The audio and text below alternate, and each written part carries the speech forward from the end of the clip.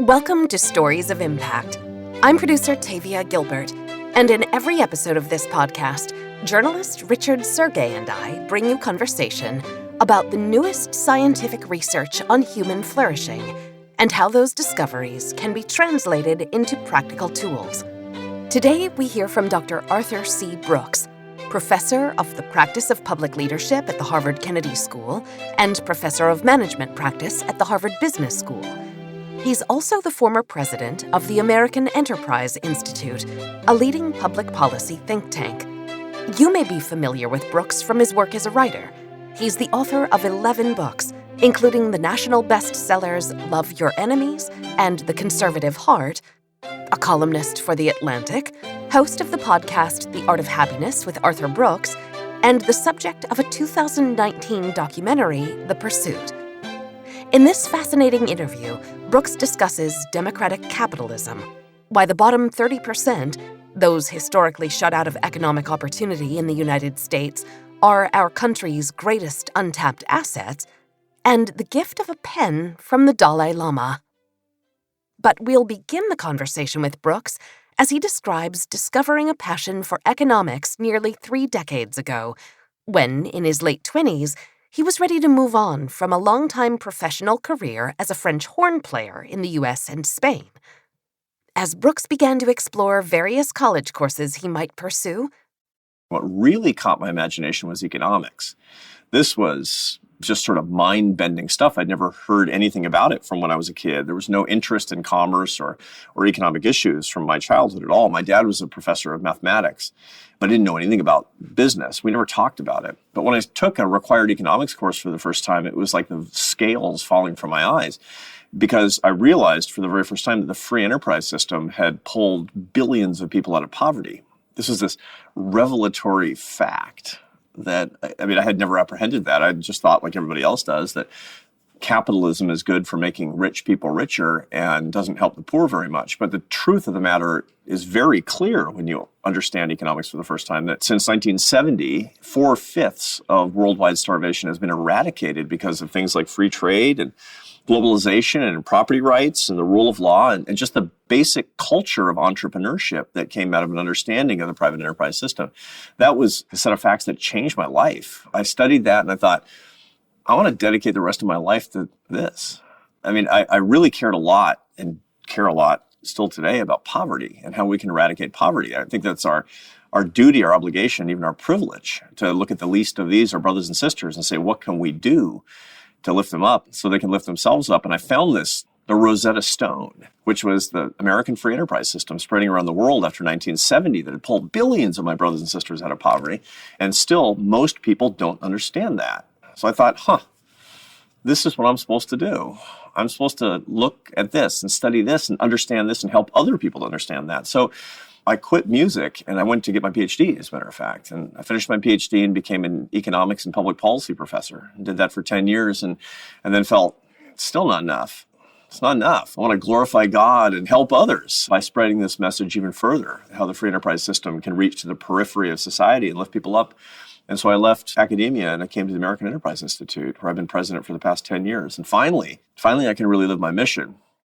Brooks can see a clear link between his past pursuit of meaning and purpose as a professional musician and his long career pursuing and sharing meaning and purpose as an economist. Bach made me into an economist. When I was a musician, my favorite composer was Johann Sebastian Bach. And he said, this is what really had a big impact on me, not just his music, but his philosophy. He was asked near the end of his life why he wrote music. And he said, the aim and final end of all music is nothing less than the glorification of God and the refreshment of the soul. I left music because I couldn't say that. And finally, as a free enterprise economist, I can answer like Bach. Brooks calls from history another artist's contemplations that guide his thinking about the higher calling of economics. The last line of John Keats's Ode to a Grecian Urn, which he wrote in, I think, 1810, is that truth is beauty and beauty truth. That's all ye know on earth and all ye need to know. The truth of the matter is that there's a seamless garment between the beauty that we find around ourselves, the beauty from the arts and music, and the truths that can actually lift people up. What we have to find is that seam between them and obliterate it. So I feel like I'm doing the same thing I did in music, but better. Because now, when I talk about these things, when I talk about the concept of solidarity and global brotherhood and how we can actually use systems that work while we sleep to lift each other up, I think it does refresh the soul of other people. Brooks is a proponent of the free enterprise system that has so vastly improved the lives of countless people on the planet. But he uses different language to define that system. A shorthand for the system that we love in the United States and that we've been trying to promote around the world is democratic capitalism. That obviously has two parts to it, the democratic part and the capitalism part. The capitalism part basically talks about the beauty of private markets and individual initiative to create explosive value. It's not fair to say that radical or exclusive capitalism does that. The free enterprise system is a little bit different because markets can fail. We need regulation and we need government. But as a shorthand, we call that capitalism. The democratic part says that we as citizens in free societies should have a voice. And we set up democracies because we believe that authoritarian systems are misguided. They wind up subjugating people and are deeply suboptimal and usually morally wrong. So what does democratic capitalism mean? It means that we have a system of markets that's based on the morality of individual autonomy and individual voice. The democratic part is people having an individual voice, a say in their own destiny. Democratic capitalism is making sure that we have an economic system that's free and productive and where each individual has a part in that. You can have capitalism that's not democratic, that's basically state managed. That's what we see in China. You can have a democracy that's not very capitalistic, where people vote, yet they don't actually have freedom over their economy and freedom over their initiative. They don't have as much freedom as they could possibly have. Democratic capitalism is sort of the key that turns in the lock of what free people can have and what they deserve. And as such, I think it's a moral good. Why does Brooks think there is so much pressure on democratic capitalism at this moment of extreme political polarization in America? People are questioning capitalism and even democracy today, but that's nothing new. What we've found is that in moments of real hardship, particularly economic hardship, where economic growth is not even throughout the population, where most of it's occurring at the very top of the income distribution, that people in a population, they start to question the very system in which growth could occur. That's really normal. We have seen that outside the United States almost constantly, but inside the United States, a couple of times a century, there's this very serious questioning of whether democratic capitalism is the best way to go. That follows on typically a financial crisis, and this is no exception. The financial crisis of 2008, 2009, it led to a deep recession, of course, but the real problem was not the recession. It was when the growth came back, it was not symmetrically distributed. The bottom 80% of the income distribution got 0% income gains over 10 years. That's hugely problematic because people are saying, the system is not serving me. So what should we do? Maybe we should consider alternatives. Some people, the most radical, would consider alternatives to democracy. And a lot of people, reasonable people, would say that capitalism is simply not distributing the benefits widely enough and fairly enough. And so the result is that we have an obligation, those of us who are proponents of the democratic capitalist system, to make sure that free enterprise is distributed, is shared all the way to the periphery of society better. What does Brooks see as the upsides and the downsides of democratic capitalism? Democratic capitalism is a great system for people that believe in themselves. It's a great system for people that want to live at the frontier and see life as kind of an adventure. It's a quintessentially American system insofar as that this is a country of immigrants, of outsiders, of basically ambitious riffraff. You know, people don't come to the United States or traditionally have not come to the United States as gentry, as landowners, as rich, fancy people. They come here because they want to make their way. Well, what do you need to make your way? You need market systems that reward merit, and you need democracy such that people can express themselves and are not held down in the political system. It's the perfect system for the American ethos, effectively. The downside is that, in fact, it can penalize people if we don't understand that accompanying the democratic capitalist system, we need a safety net.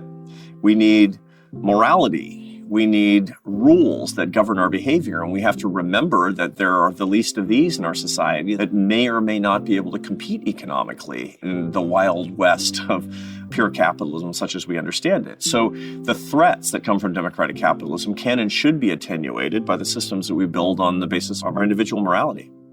One long-held critique of the social safety net is that the American welfare state has grown too large, is too all-encompassing, and that people are not being moved out of that welfare system into entrepreneurship.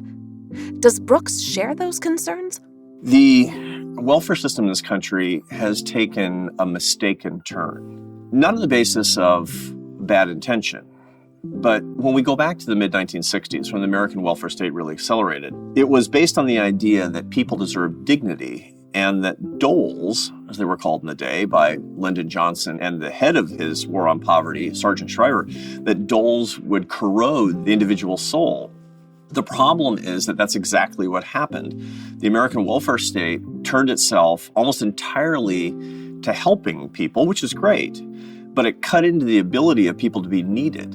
In other words, it took poor people and turned them into charity cases. And you wouldn't make a charity case out of your worst enemy. You certainly wouldn't do it to your own child. You wouldn't say to somebody who's falling behind, you're nothing but a charity case. That's an insult. Yet that's effectively how the American welfare system has treated people at the margins of society. And in so doing, it's demobilized them by telling them you're not necessary. There's no greater indignity than not being needed. The wrong turn that we took was that it obviated the need for a whole class of people such that they were liabilities to manage in the economy and in society, as opposed to assets to develop. Anybody who has a business has both assets and liabilities. Assets can be really expensive to manage, but you develop those things because they're, in the long run, something that you need. Liabilities you'll manage, you won't necessarily get rid of them immediately, but you will get rid of them as soon as you can. When people are treated like liabilities instead of assets, you're going to get predictable results. These results are going to be dysfunction and despair and long-term unemployment and a lack of ability for people to have a sense of their own dignity. That's ultimately the wrong turn that our welfare system took. And in that, we see the seeds of how it can repair itself, how we can repair it as Americans. We have to remember that there's nothing wrong with the safety net. I believe that all of us should declare peace on the safety net. But the safety net should always require that we remember that everybody's an asset to develop in our society and that we need these people. There are so many cases of this. This year, 600,000 people will come out of prisons in the United States. They'll have an approximately 70% unemployment rate, and 50% will be reincarcerated within 24 months. What a waste. What a waste of human capital. In point of fact, we need these people to work in our economy, to be productive in our economy, to be good citizens and to be good parents and be good spouses. To throw that away is an indignity that they will suffer, but it's a cost that we'll all bear. So what does Brooks see as the way forward, especially in a society that is moving rapidly, but at political loggerheads? We need a couple of different things. Number one, we need a new consciousness of what's going to save our country. And the second is we need unifying leaders. So let's start with the first part. American entrepreneurship, particularly tech entrepreneurship, has been incredible in increasing productivity. It's just been amazing how productivity has been enhanced. You and I have computers in virtually every device that we use, but the personal computing at our disposal has increased our productivity by orders of magnitude. It's unimaginable. We have the effective creativity and intelligence of Leonardo da Vinci, and it's just been simply because of what we have at our disposal, simply with search engines. It's extraordinary. The problem is that the productivity advances from relatively recent tech entrepreneurship have been disproportionately concentrated in the top 10% of the income distribution. You can't do that forever. I don't know about you, but I'm maxed out. I can't be more productive.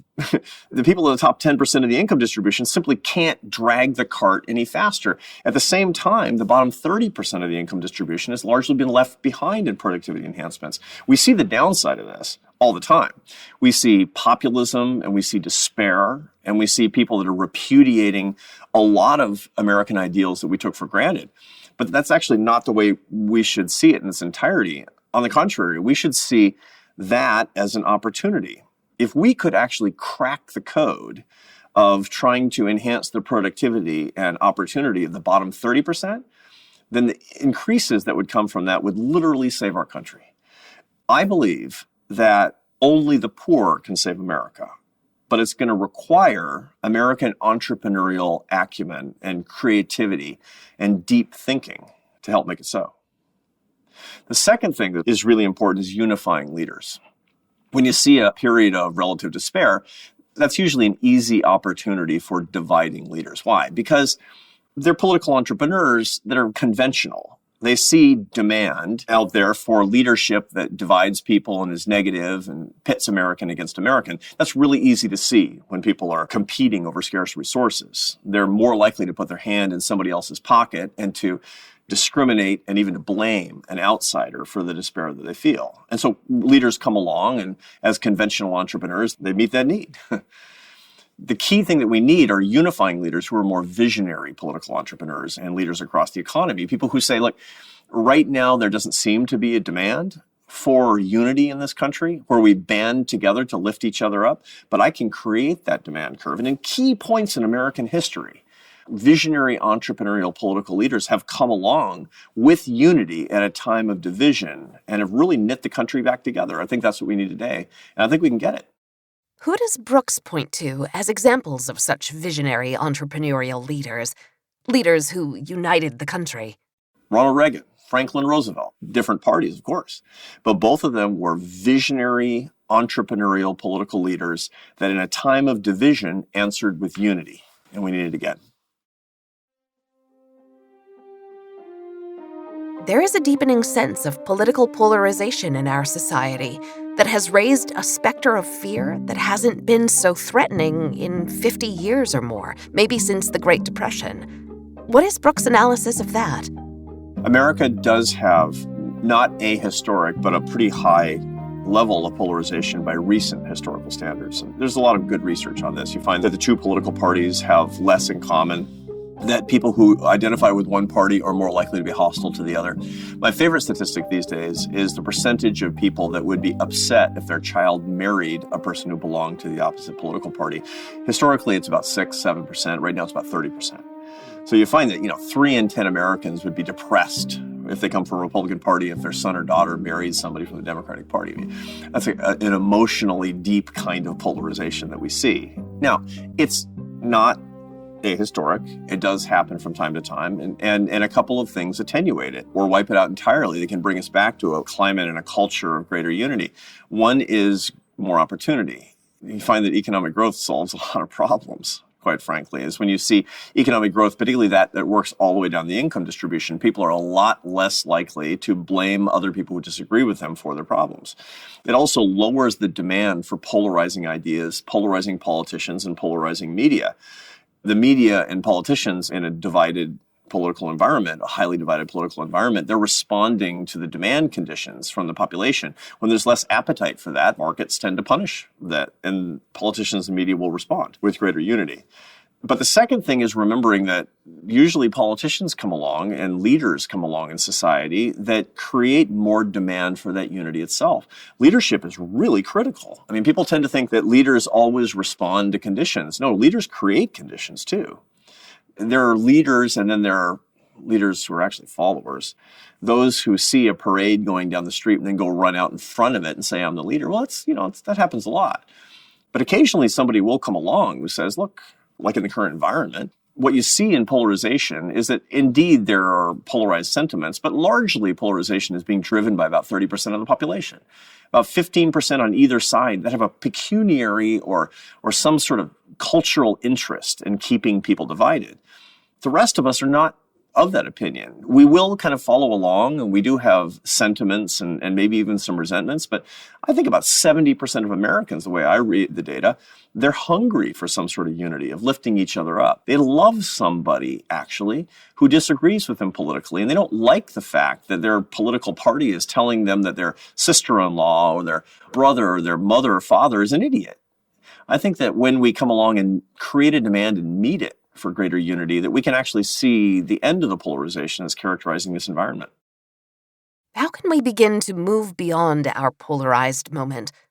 What is needed from each of us to heal our divides and contribute to building healthier conversations and communities? The funny thing is that every conflict is not war. Just because I disagree with somebody politically, it doesn't mean I should treat them with the same contempt I might treat ISIS or terrorists or Nazi Germany. It actually doesn't even make intuitive sense. These are my fellow Americans, or these are my brothers and sisters. It's completely crazy how we're being driven into this polarized space because there's a lack of leadership for the 70% of us that don't agree with these types of things. And again, the answer, by the way, is not agreeing. I mean, a society in which there's lots and lots of agreement is usually a society that has stagnation and mediocre ideas. You need lots of disagreement because that competition per se creates excellence. But competition doesn't mean hatred. Competition doesn't mean war. On the contrary, we have a system of laws and we have basic morality that say that we should appreciate excellent competition, whether it's in sports or politics or even just the competition of ideas. And that's the ethos that we need to bring back. Sometimes when I'm talking to members of Congress, particularly really partisan crowds, I'll say, okay, let's have a show of hands. How many of you wish we lived in a one-party state? No hands. No hearts, actually. If you are glad we don't live in a one-party state, you've just told me that you're grateful for the other party, axiomatically. Remembering that is incredibly important. If you're a Republican, you don't have to agree with the Democrats, nor vice versa. But you should be really glad that we have a system in place in this country that protects their point of view just as it protects yours, and that we can disagree with each other, and there's no knock in the night, and there's no jackbooted thug who shows up at your door. Rule of law protects minority opinions. It protects our ability to say unpopular things. And I'm grateful for that. And I'm also, in my heart, grateful that it protects people I disagree with. God bless this country.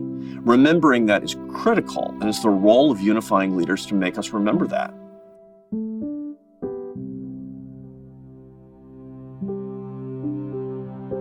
Nearly 60 years after Lyndon B. Johnson launched a war on poverty, where are we? Have we made any strides? The war on poverty was intended to be just that. It was not supposed to lessen poverty. It was not supposed to make poverty more bearable. It was supposed to make poverty more escapable and indeed to make it rare. Those were the goals of the war on poverty. On that face, it's not been a success. I'm sorry to say. We've spent about $20 trillion since 1964, but that's the least of it. We're a very rich country and we can afford to do that. The real problem is the percentage of people that are still in poverty. Ever since that time, it's hovered around 15%. The problem is that poverty has not been meaningfully lessened. How can you go through 50 years and tens of trillions of dollars and opportunities wasted and still have this percentage of the American population in the greatest country economically, socially, democratically in the history of the world that still can't earn their success? Here's the human tragedy. Here's the problem. Poverty today, and this is the great indictment of the war on poverty, is not as hard as it used to be. If you go to towns in Appalachia or marginalized neighborhoods in America's cities or the Rio Grande Valley and places where immigrants have not been able to get a foothold in the American economy, you're still going to see running water. You're going to see electricity. These are advances. You find that the average person in the 10th percentile of the American economy today, which is to say poor, has more square footage per person as the average middle-class family in 1980. There's been material progress.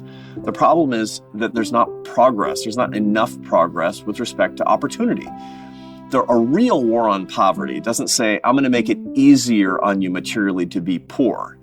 It's going to make poverty more escapable. That's the way you morally score a war on poverty. And using that rubric, we haven't succeeded.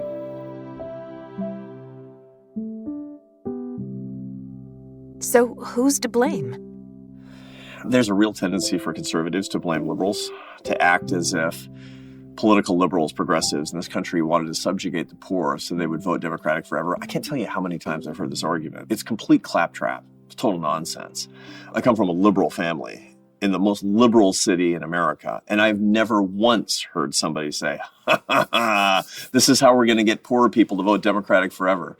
On the contrary, there was a good faith effort put forward to lessen the severity of suffering and indeed to lift people up. It's just the execution has been deeply flawed in this.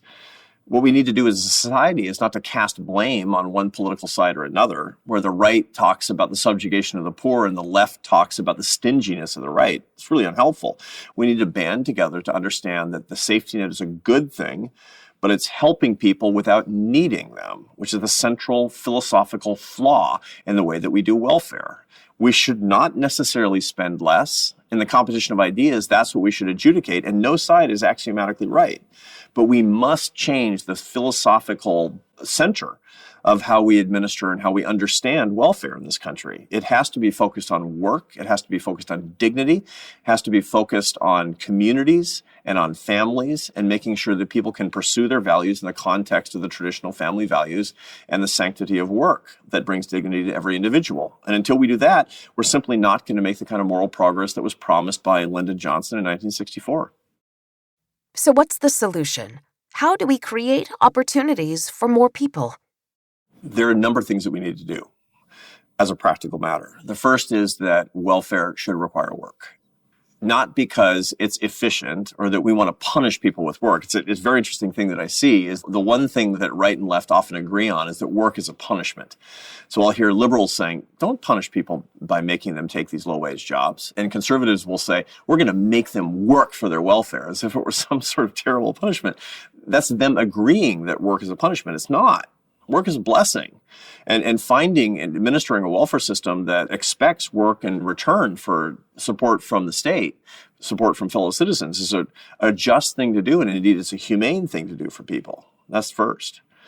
The second thing that we need to do is to remember that economic growth creates opportunity.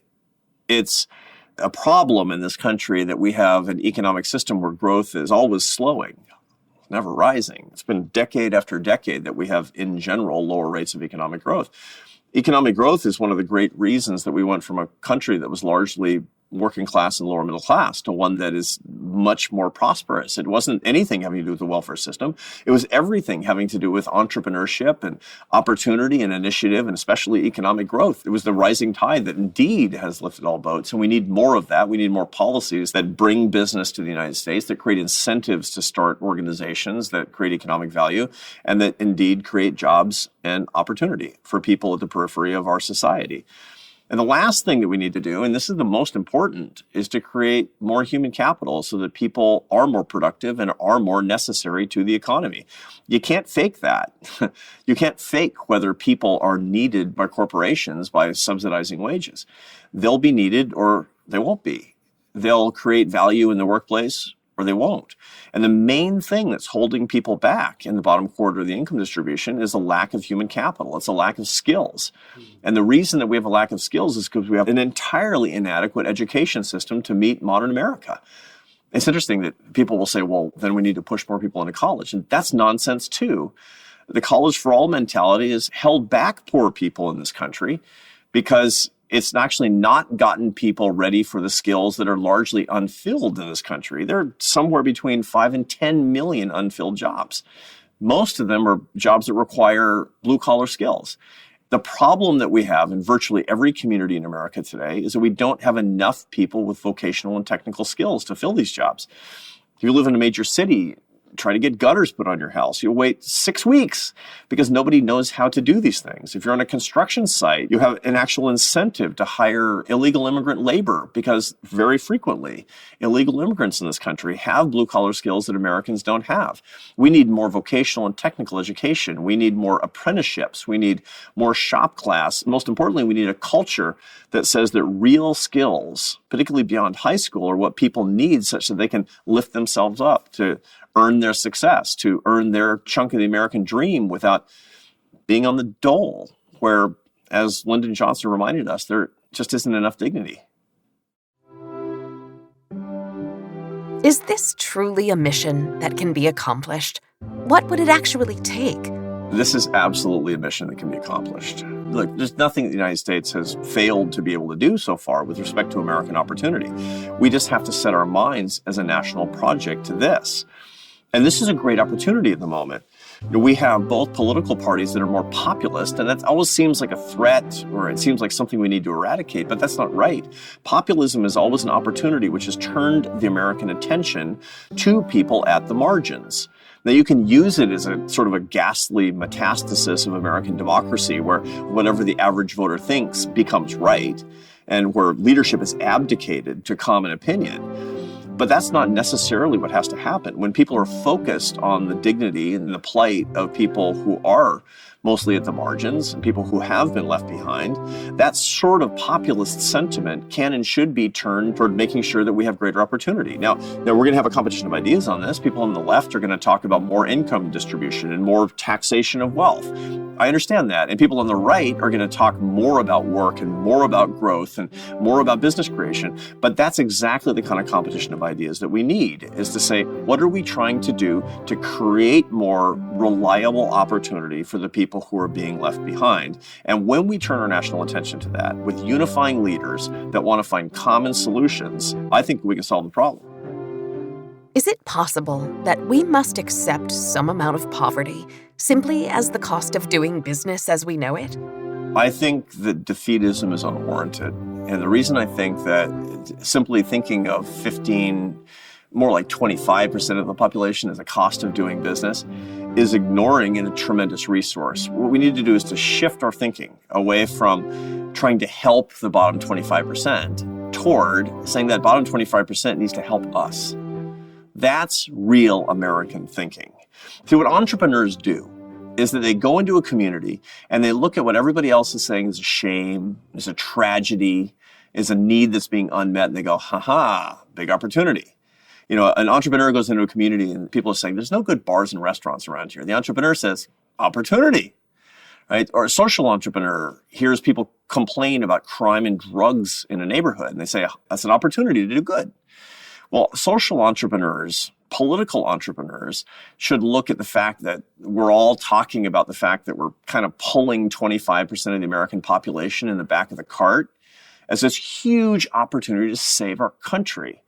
People that are being pulled in the back of the cart, they don't want to be pulled in the cart. Everybody wants to earn their way. I realize that some people will make suboptimal decisions. Some people will be in cultural circumstances that seem really, really dysfunctional. But I met a lot of different people. I've met people who are rich and people who are poor. I've met people in all different parts of the country, people who don't speak English, from people who are immigrants, people who have been 3 generations living in public housing. I've never met anybody who says, you know, being poor and dependent is just awesome. I just love it. Why? Because we all want a sense of our dignity, and dignity comes from working, from being generative, from being creative. That's where it comes from. Again, when you don't see those opportunities, you will take the dole. I get it. If I didn't see opportunities and my family were hungry, I'd take the dole too. So when we see the fact that Americans of all different stripes, of all different circumstances, they really do want to earn their success, then an entrepreneurial population with entrepreneurial, visionary, unifying leaders will say, that's not a tragedy. That's not a cost of doing business. That's the biggest opportunity that's come along in American history. And in point of fact, I think that if we stimulate that, it can be the source of American growth and make this the new American century. Why are the concepts of meaning, purpose, and dignity so important in understanding one's work or one's life? There's a lot of social psychological research on how work affects people. You find that one of the biggest predictors, especially among men, of suicide is unemployment. You find that depression virtually always follows people losing jobs. It's grim to not be needed in the workforce. And work is a source of dignity for people as such. It doesn't just avoid bad things, it brings good things. There's nothing that's more satisfying to people's lives than being needed. You just have to remember when you're a parent and you've got teenage kids that you're at wit's end, but man, they need you. And that's the source of meaning in your life. The same thing is true in a democratic capitalist economy where people actually need you to do your job and you want to do a job well. That's the nature of men and women, whether it's in the market or whether it's in the family. So that being said, you have to ask, why is that? Because our purpose in life is actually to be needed by others, to create value in the lives of other people. We are other-serving creatures at our core. Our soul needs to actually serve others. You know, these existentialist philosophical viewpoints that man is inherently selfish. People are selfish. People behave selfishly a lot. But I don't think that's at our nature. Our nature is to serve by creating value. And that's where we get our sense of pride. That's where we get our sense of meaning. That's how we know who we are. People always define themselves with respect to what they're doing. I suppose I wish people could say something that's a little bit more philosophically robust or something really spiritual when they say that. But, people say, what do you do? Say, well, I walk around all day long being a child of God. That would be great. But what you always say is something about what you do in your job, because that's the sense of meaning and pride in your life. Everybody deserves that. It's crazy that our national objective is not giving that to more people, because in so doing, we would lift them up and they would lift us up. Brooks brings spiritual wisdom into economics, which is an area generally viewed as part of secular rather than faith-based culture. Why is he unique in finding harmony between those two areas of focus? One of the great frustrations that I have as a social scientist is that social science is generally super secular. It is secular because social scientists define religion as an adaptation to deal with the sort of vicissitudes of day-to-day living. I reject that. I think that people are naturally spiritual, and as such, the expression of spirituality in religion is innate. That's a really important distinction. That's a worldview that I have, and it's one of the ways that I part company with virtually, not all, but a lot of my fellow social scientists. I don't think it's an adaptation. I think it's actually hardwired. And so I think that we're always looking for the sense of the divine in all the things that we do. I can't tell you any number of conversations I've had with fellow behavioral social scientists where they'll talk about religion as if it were a really efficacious way to keep poor people from robbing liquor stores or something. And I'll say, I don't need religion to keep me from robbing a liquor store. I need religion because I want to know who I am. And I find my faith defines me who I am because I believe I'm a son of God, that God is creative and God is generative and God made me to be generative and creative. As such, the parallel search for who I am, the understanding of my own soul, that's parallel to how I'm trying to understand the creation itself. It's interesting that during the 1970s, when the Soviet Union, which was an officially atheist government, sent a rocket up into space, and one of the things that they came back with, it was sort of big news, was that they looked for evidence of God and didn't find it. And this was more evidence that God doesn't exist. So what's the problem with that?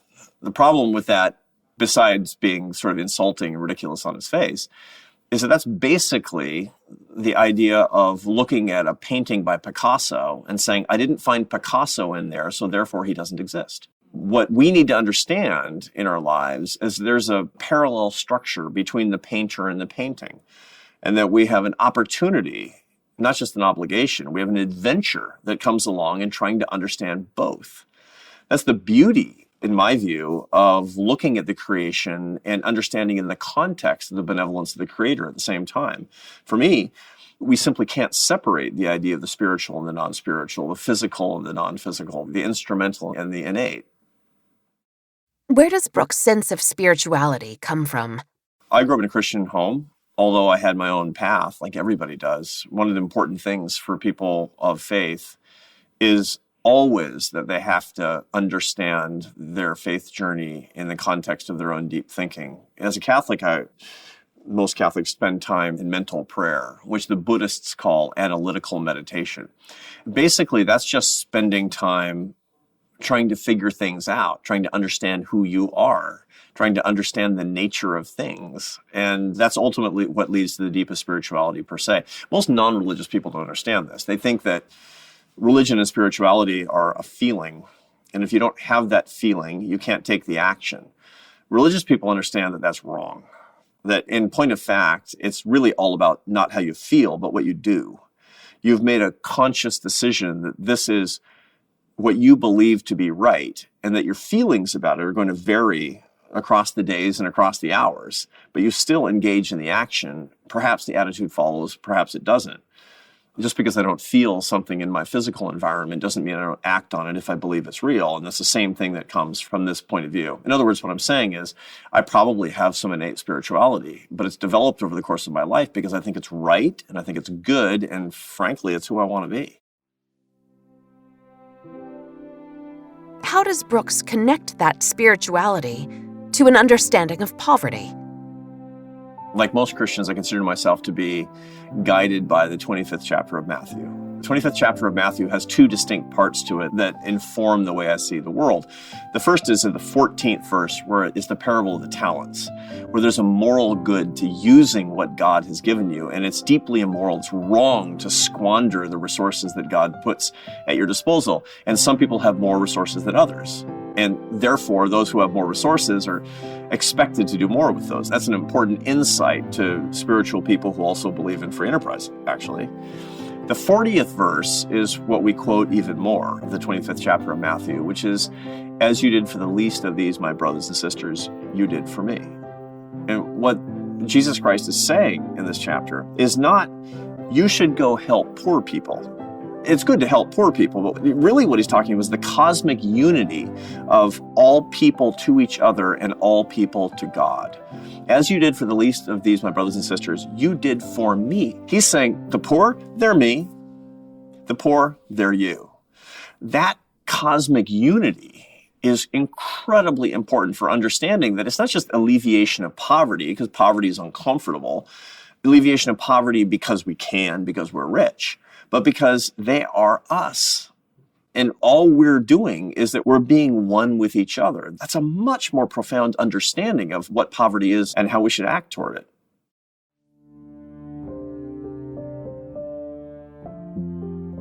For nearly a decade, Brooks has been in relationship with the Dalai Lama, with whom he has met regularly in pursuit of deeper wisdom about that cosmic unity.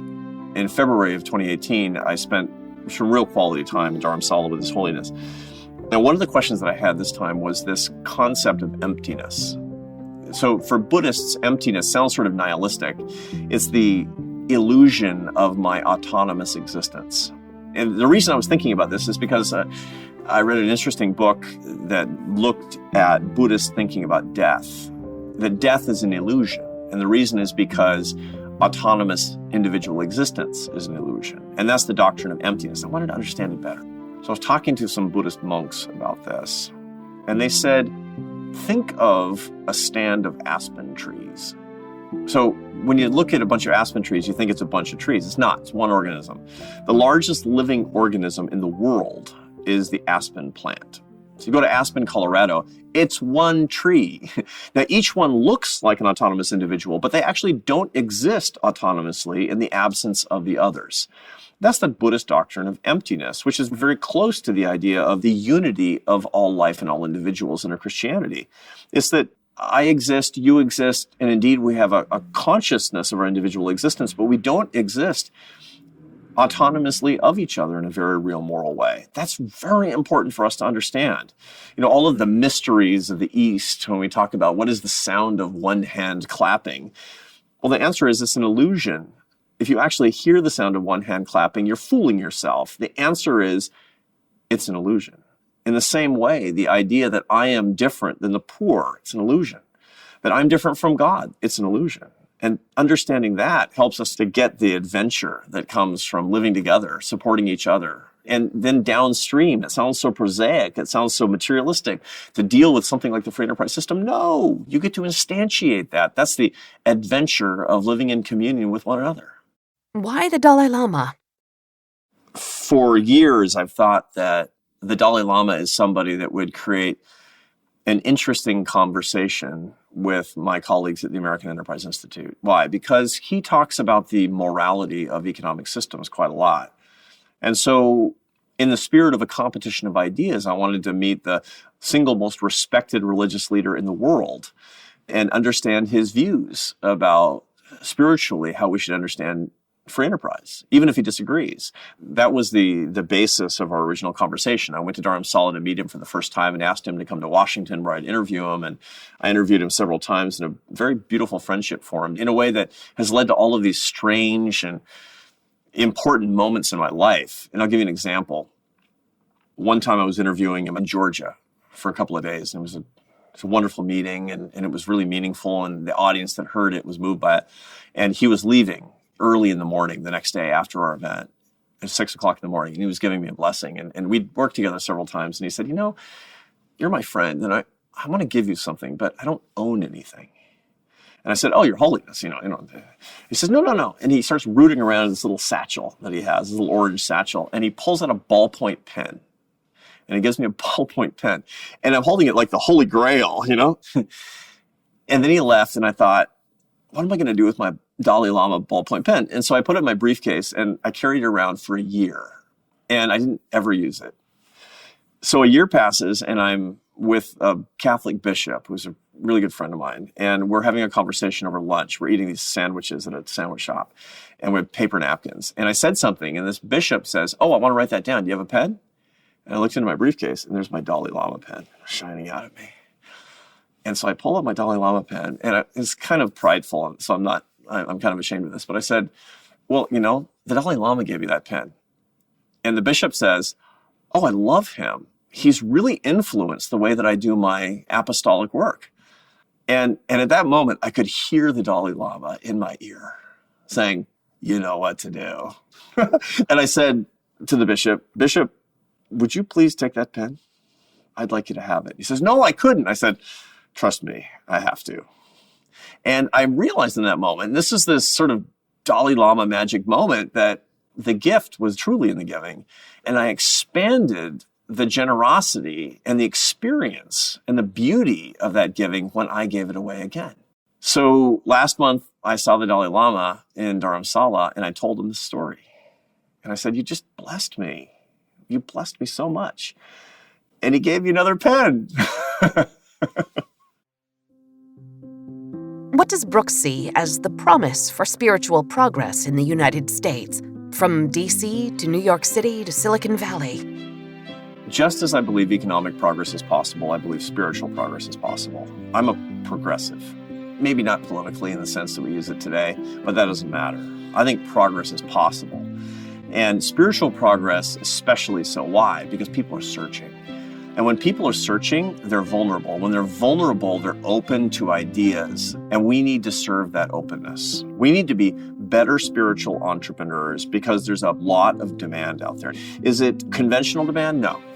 Are they basically going to churches and synagogues and mosques and saying, show me the light? No. But there's openness because people realize, to go back to the metaphor of Picasso and the artist in the painting, they've been staring at the painting and staring at the painting and staring at the painting, saying, I can't find Picasso. That frustration that comes from that means that they need to understand and hear more about the painter. That's a huge moment of opportunity. The engineering solutions to a better life, the tech that's going to lead us all to nirvana, it ultimately leads to frustration, not because it's bad, it's wonderful, but because it can't give us what we seek. Aquinas in the Summa, the key insight that sums up a lot of how Thomas Aquinas saw the world was his doctrine of the 4 substitutes for God. He believed that there were 4 things that people pursue instead of God: money, power, pleasure, and fame. They're a little divine, but they're good. And so we think they're God, and by the way, they're much easier than actual religion. So we pursue those things, but we're always hungry. This is basically what's going on in a highly technologized United States, which is pursuing dramatic material progress all the time. Is we think we're going to get where we need to go, but it can't get us where we need to go. And because of that hunger, we have an opportunity for spiritual entrepreneurship. Those of us who have spiritual beliefs and we believe that true progress ultimately is found on the human soul, that's our opportunity. We have to take it. In this conversation, you've heard Arthur C. Brooks elegantly link all human brothers and sisters together, clarifying how we are all one family. The South African word Ubuntu articulates this undeniable bond. As Brooks puts it, this cosmic unity between the rich and the poor, the privileged and those without. Once we remove the man-made boundary and division between those with abundant opportunity and those with far fewer choices, What is left is an urgent call to action to address what poverty is and how we should act toward it. I am one with you is real. That idea demands a response, and it offers a gift of kinship with every person with whom we share our planet and our human family. We'll return in our next episode with a deeper exploration of Ubuntu, an idea that offers a space for connectedness, opportunity, inspiration, and optimism in young people. Our episode will focus on youth radio in South Africa, and here's a preview of what you'll hear in that episode. Ubuntu, the classic definition, still resonates with me, that I am because you are. I am because of how you affirm or not affirm me, how you reflect or don't reflect me. And Ubuntu is about that practice of humanity. It's about the practice of acknowledging that we are in this together and that we don't exist without each other. Ubuntu is described as an African philosophy and an African practice, but I think we can see its resonance in all kinds of communities across the world. That was Nina Callahan speaking about the value system behind the Children's Radio Foundation. In our full episode, we'll hear more about the foundation, which aims to change lives and communities through radio. We look forward to bringing you the full interview about Ubuntu, along with additional episodes from this most timely and important season of conversations about human flourishing. If you like today's story of impact, we'd be grateful if you'd take a moment to subscribe to the podcast and to rate and review us wherever you get your podcasts. That support helps us reach new audiences. For more stories and videos, please visit storiesofimpact.org. This has been the Stories of Impact podcast with Richard Sergey and Tavia Gilbert. This episode written and produced by Talkbox and Tavia Gilbert. Associate producer Katie Flood. Music by Alexander Filipiak. Mix and master by Kayla Elrod. Executive producer Michelle Cobb. The Stories of Impact podcast is generously supported by Templeton World Charity Foundation.